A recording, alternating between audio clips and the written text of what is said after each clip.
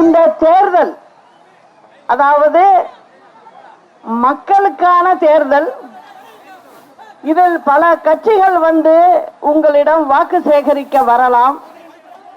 ஆனால் இன்று தமிழ்நாட்டை காப்பாற்றக்கூடிய, அதாவது தமிழ்நாட்டினுடைய நிதிநிலை ரொம்ப மோசமா இருக்கு, இதை காப்பாற்றக்கூடிய இந்த தேர்தல் அப்படிங்கிறத நீங்கெல்லாம் மனசுல வச்சுக்கணும்.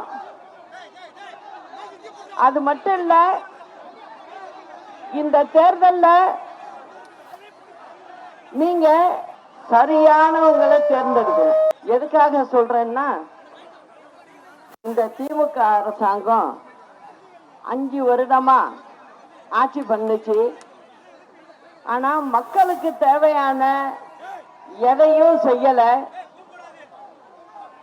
அவங்க தேர்தல் அறிக்கைன்னு 2021 கொடுத்தாங்க.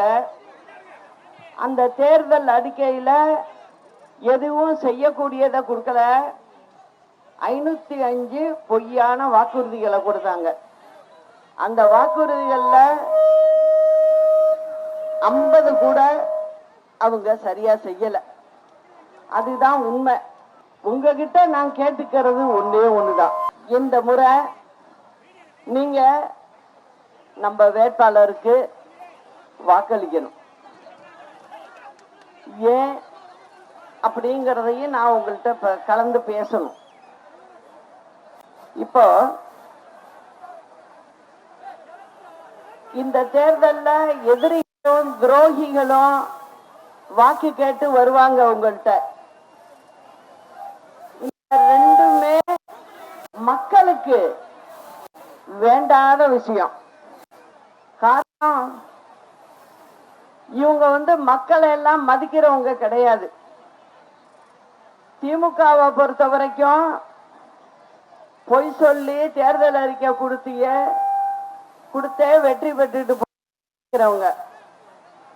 இன்னொரு துரோக கூட்டம் என்னன்னா, செஞ்சே நன்றியா இல்ல, அவங்களுக்கு பதவி கொடுத்த ஆளுக்கே நன்றியா இல்ல. அப்படி இருக்கும்போது தமிழ்நாட்டு மக்களுக்கு எப்படி நன்றியா இருப்பாங்க?